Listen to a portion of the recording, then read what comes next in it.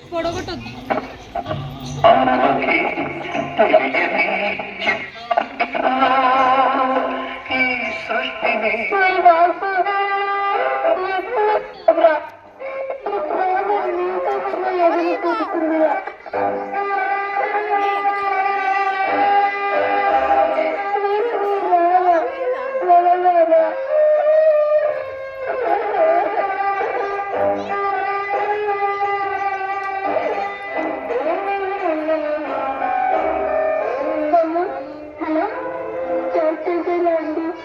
చెప్పండి.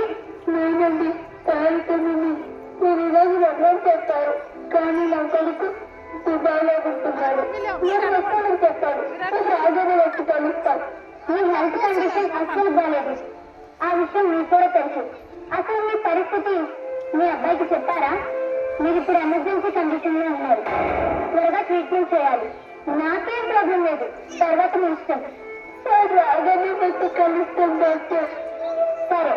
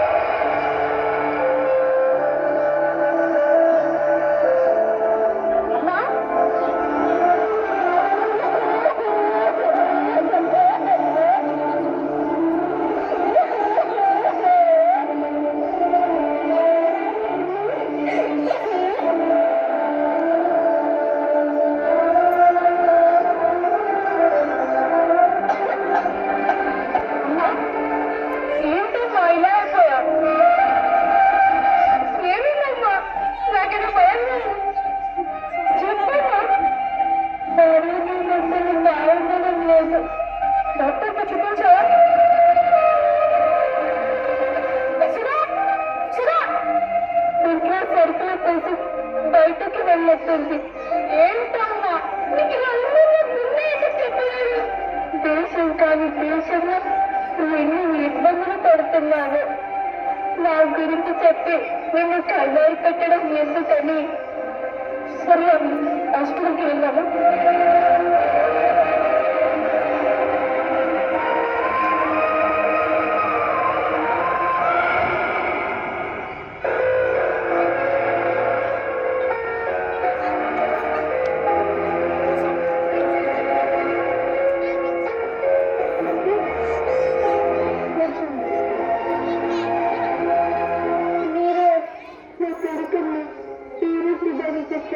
మీ అమ్మగారి కండిషన్ మీకు తెలుసా?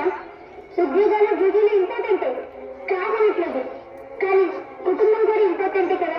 మీరు వచ్చే వరకు ప్రాణం ఆగుతుందా? కొంచెం కూడా రెస్పాన్సిబిలిటీ లేకపోతే ఎలా అండి? సారీ, నిజంగా నాకు తెలియదు డాక్టర్. తెలిసి మీరు నెగ్లెక్ట్ చేసేవాళ్ళు కాదు. పాపం అంటే నాకు ప్రాణం డాక్టర్. Okay okay madam. మా అమ్మగారు మీరు కాస్త బయట వచ్చారు.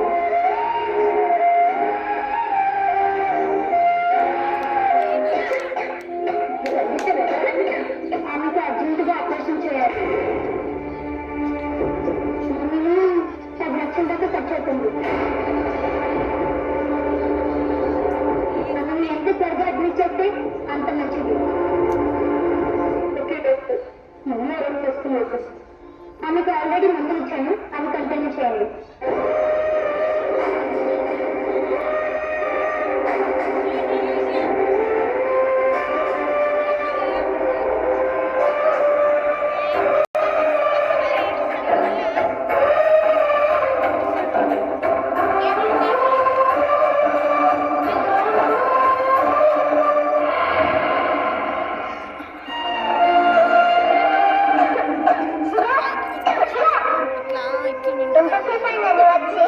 అమ్మ కావట్లేదు, బాగాలేదు.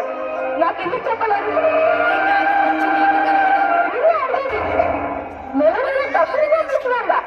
ఏం చేస్తున్నావు? టీవీ అమ్మేస్తా అంటున్నారు. అది తెలుసా? ఆఫీసర్ మీకు కూడా చెప్పారు. మనమే కనుక్కున్నామన్నా, అందుకే డబ్బులు జాగ్రత్త చేస్తున్నా. అమ్మ కంటోలకు ఏది ఎక్కువ కాదు. ముందు బ్యాంకు వెళ్ళి మొత్తం డబ్బు తీసుకురా. అమ్మ ఆపరేషన్ కి అమ్మా ఉన్న డబ్బులు చాలు తెలిసింది కదా సంగతి. నేను ఉన్నానమ్మా, నీకేం కాదు.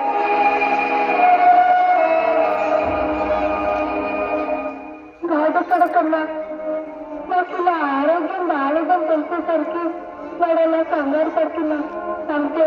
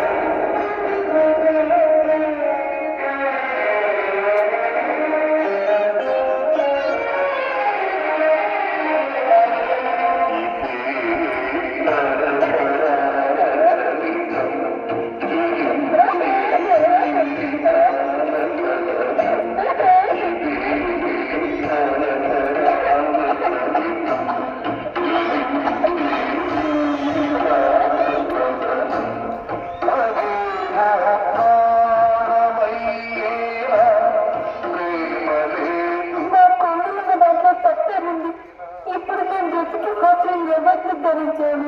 నా బిడ్డ భవిష్యత్తు నాకు ముఖ్యం. ఆ జీవితానికి ఆగటానికి నేను అర్థం కాకూడదు. ఎవరి తర్వాత ఎవరు రాస్తారు, దైవమున్నాడు నడుపుతున్నాడు నడుపుతున్నాడు.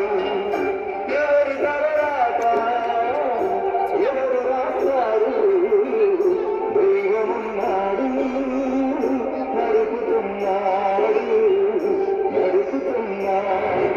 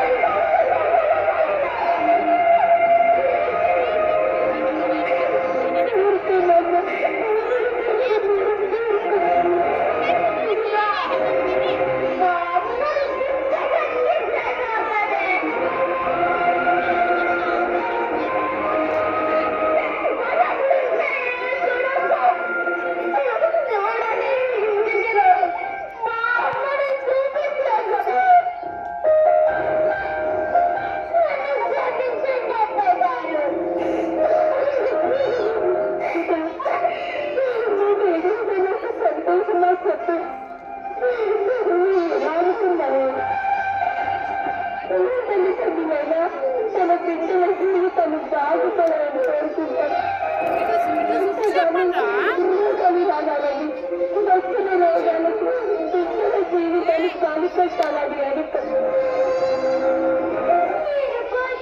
జీవితం బాగుపడుతున్నారు కానీ సంతోషంగా ఉన్న జీవితాన్ని నాశనం చేసుకుంటున్నారని తెలుసు.